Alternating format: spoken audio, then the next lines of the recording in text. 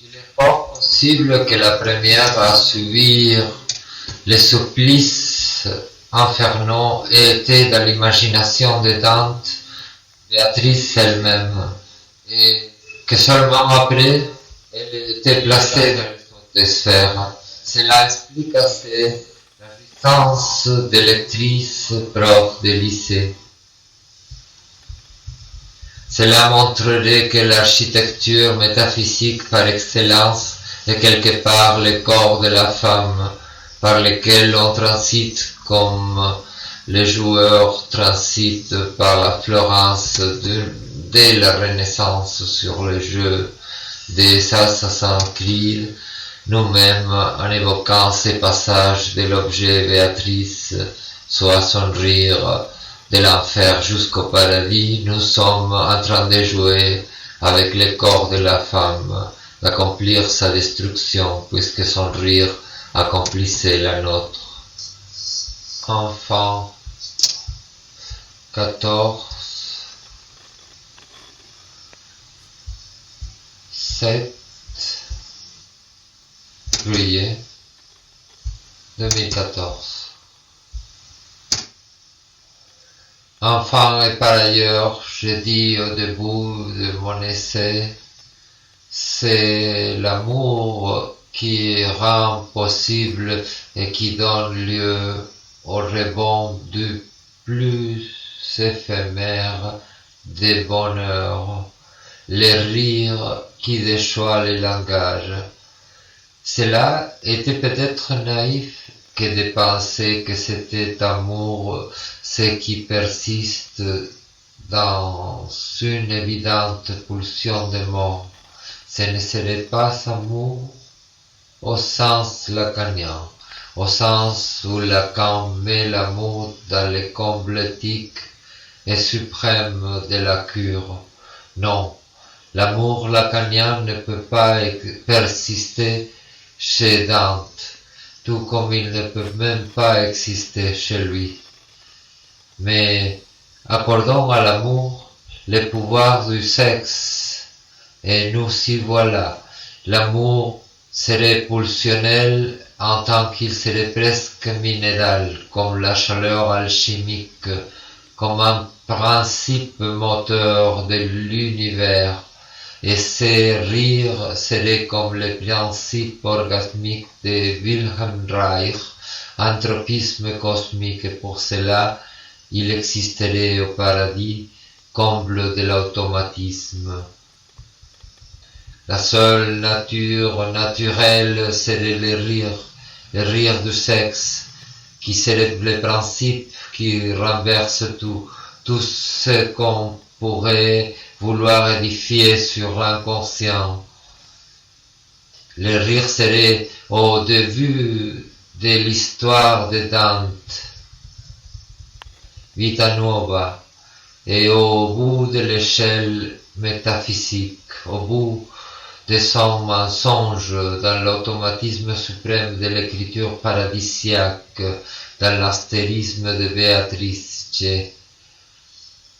Ce qu'on appelle l'amour au paradis est une métamorphose, une figure née par mélancolie. Guido Cavalcanti aurait voulu, selon ce que j'ai lu, dissuader Dante de faire de Béatrice sa muse déjà morte et de bâtir l'édifice qu'il a bâti.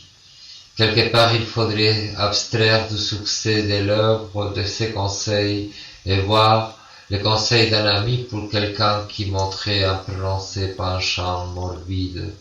Il serait question d'une obsession chez Dante, d'une obsession maladive née peut-être d'une mauvaise conscience.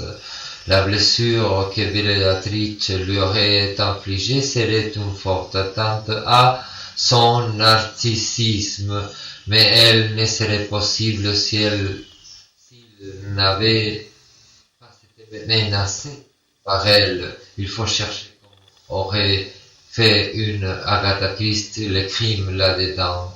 Il est semblablement question d'une mise à mort à un moment ou à un autre.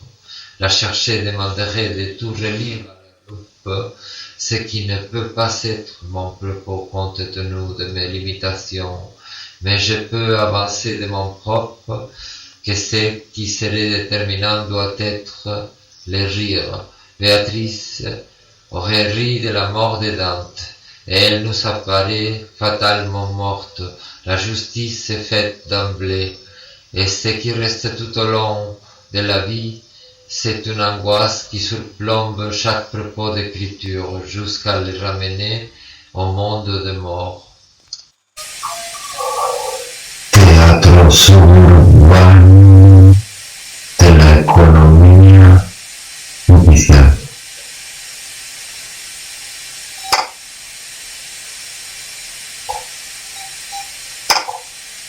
¿Qué resulta dar padre la parte del padre lírico sino el artista de los tiempos oscuros? Contextos, buenas vibraciones, como mi amiga que posó con el par de diaplatas musculosas ilustradas.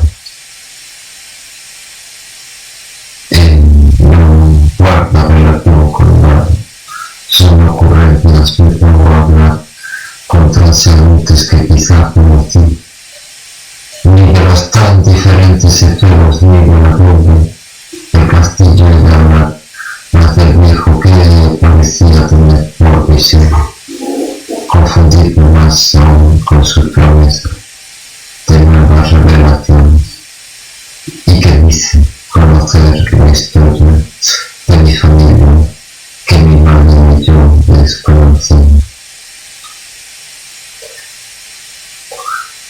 Teatro suburbano de la economía judicial. ¿Qué representa la verdad de la parte del padre típico, sino el artista de los tiempos oscuros? Contextos, buenas vibraciones, como mi amiga que posó con el par de piernazas musculosas, ilustran